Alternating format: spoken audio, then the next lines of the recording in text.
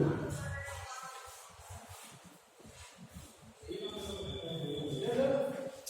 morning, my dear students. Myself Mohit Misra. Today we will discuss about the chapter number 2. The name is Establishment of Power by English East India Company. In this chapter, we will study about the topic political expansion of company. I repeat, political expansion of company during the modern period. Okay? Now, what are the effects? What are the consequences? So let us discuss. First, last topic हम पढ़ चुके थे battle of Plassey and battle of Buxar. And after the result of battle of Plassey, after the battle of Plassey and Buxar, the company reinstalled means दोबारा स्थापित करना, reinstalled Mir Jafar as a nawab. Mir Jafar को as a Nawab of किसका रखा? बंगाल का reinstall किया गया. In the agreed to pay ₹5 lakh. Okay, agreed to pay 5 lakh revenue to the company. Okay, यानी कि बंगाल के नवाब को कंपनी को अपना रेवेन्यू देना पड़ता था 5 lakh rupees in that time in 1765.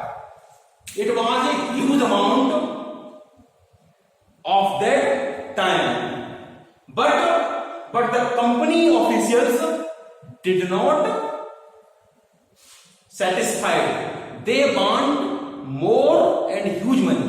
Okay, so let us discuss. But company wants more money.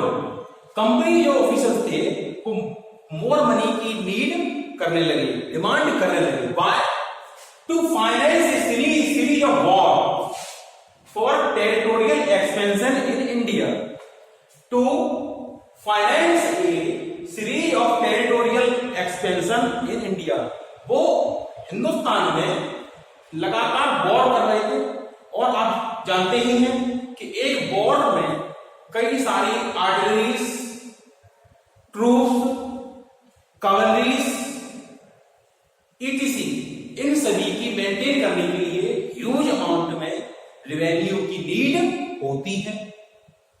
And to trade and other expenses, और ट्रेड करने में एंड अदर एक्सपेंसेस को सेटिस्फाई करने में भी ह्यूज अमाउंट में रेवेन्यू चाहिए.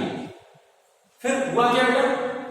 Bye the time Mir Jafar died in 1765 CE. Okay, 1765 में मीर जाफर की डेथ हो जाती है स्टूडेंट्स. फिर क्या होता है? The British company made their mind to seize power of nawab Bengal. वो लोग जो थे बंगाल की जो पावर, नवाब की पावर थी, उसको सीज करना चाहते थे. ओके, क्यों? And gradually transfer power nawab to the company. और जो पावर जो थी नवाब के पास थी वो उठा करके अपने पास ले जाना चाहते थे. They gradually wanted to shifted power from nawab to their companies. Okay, now and secure rights of nizamat. Secure the rights of nizamat. निजामत क्या होगी बेटा? Administration.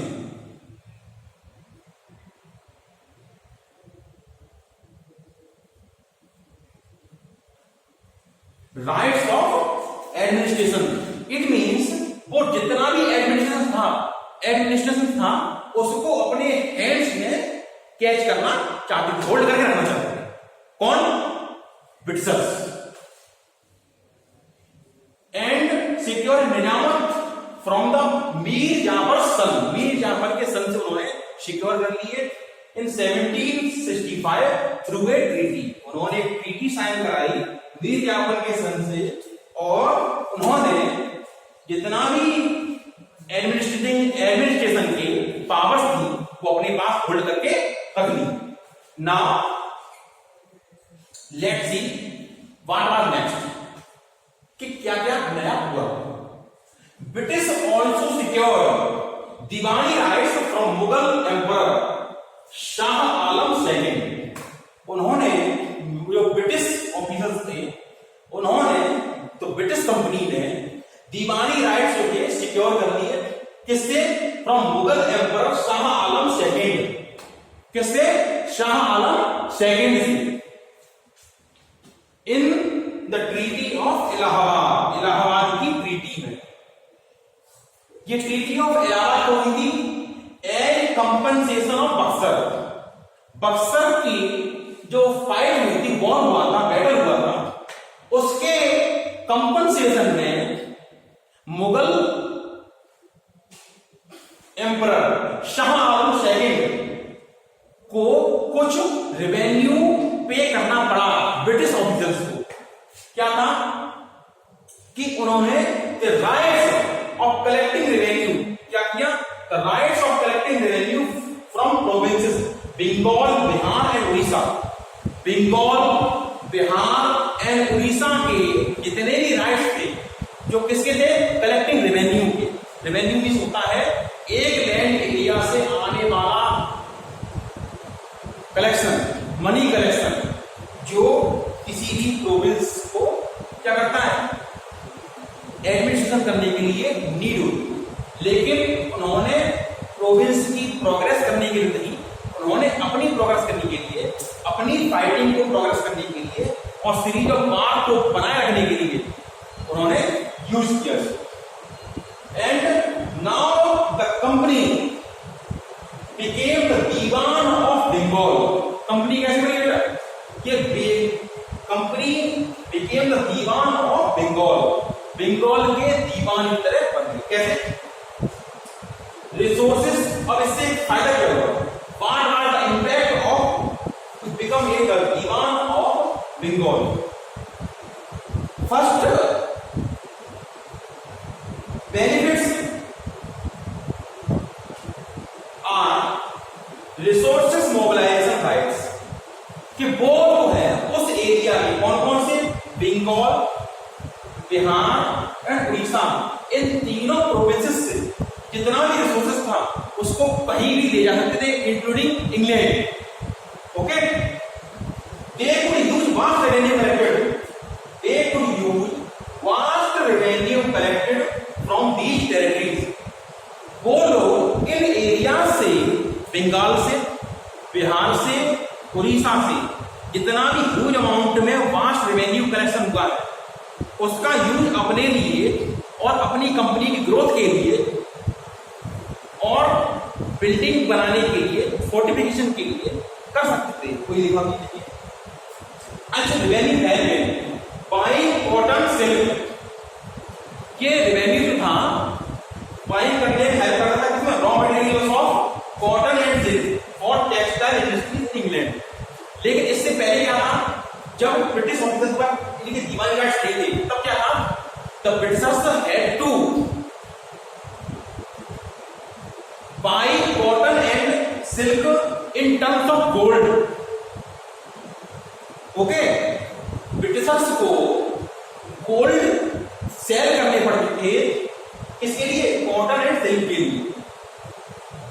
And somewhere if they don't have gold, they could not buy raw materials like cotton and silk. And cotton and silk are the basic fundamentals to support textile industry in England. Without cotton, no textile industry can develop and क्या होगा, maintaining truth, the company's truth, to maintain company's truth, fortification expenses, वो अपने fortification करने में भी revenue help करेगा, and building offices इन कैलकाटा, और वो कैलकाटा में बिल्डिंग ऑफिस की बिल्डिंग बनाने में भी हेल्प करता है. Now the company acts as a Nawab.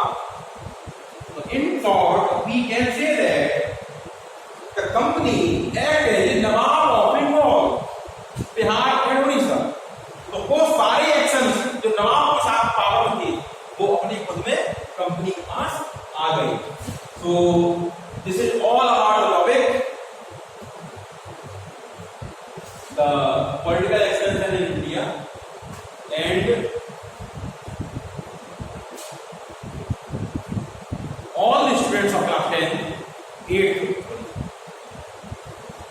point out these topics on your fair answer copy and send me to my WhatsApp number so that I can check your homework assignment on time.